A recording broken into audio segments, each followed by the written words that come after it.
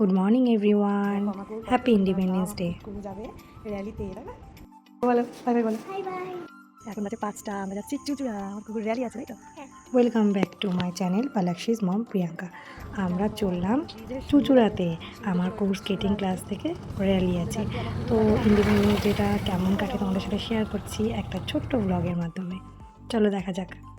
আমি আর আমার কুহু স্কুটি নিয়ে চলে এসেছি ব্রিজের ওপরে। তো ত্রিবেণী পার হয়ে আমরা চুচুড়ায় যাব।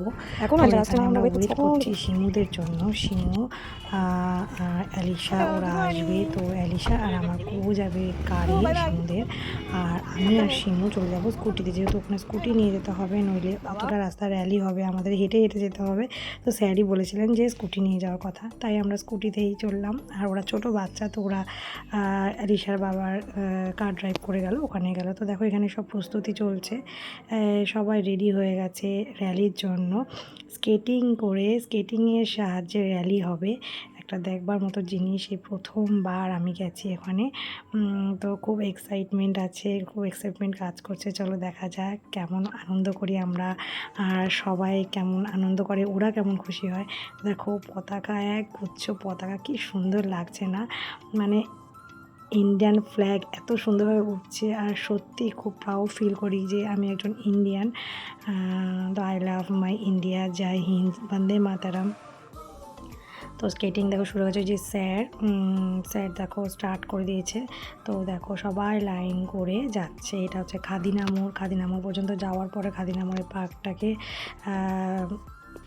রাউন্ড করে ওরা ঘুরলো প্রথমে, তারপর এখান থেকে আবার হাঁটা শুরু হবে। চুচুড়া থেকে র্যালি শুরু হয়েছে, চন্দননগর বাস স্ট্যান্ড পর্যন্ত যাবে ওরা। তো দেখো অনেকটাই রাস্তা, অনেকটাই যাওয়ার ব্যাপার। খুব শরীর খারাপ ছিল, রাত্রে জ্বর এসে গেছিলো, ওকে বললাম যেতে হবে না, ও যাবে। তো হাঁটতে অনেকটাই কষ্ট হচ্ছিলো, কারণ যেহেতু সারা রাত ঘুমায়নি, ও সারা রাত জেগেছিলো। 4টার সময় উঠে রেডি হয়ে আমরা 5টার মধ্যে বেরিয়ে পড়েছিলাম। তো এখানে আমরা 5:30 পৌনে 6টার দিকে পৌঁছে গেছিলাম। তো দেখো অনেকটা রাস্তা আসার পর আমরা প্রায় চন্দননগর স্ট্যান্ডের কাছে পৌঁছে গেছি। এদিকে অ্যালিশা ওখান থেকে আবার স্কুলে যাবে, তো আমাদের একটু তাড়া ছিল, ভেবেছিলাম পুরোটা র্যালি শেষ করতে পারবো না, যাই হোক শেষ করেছি। এই দেখো চন্দননগরে পৌঁছে গেছি স্ট্যান্ডে। তো স্ট্যান্ড থেকে আমরা আবার বাড়ি ফিরে যাব। তো এখান থেকে দেখো আমরা র্যালি শেষ করে আমরা বাড়ির উদ্দেশ্যে এবার রওনা হবো।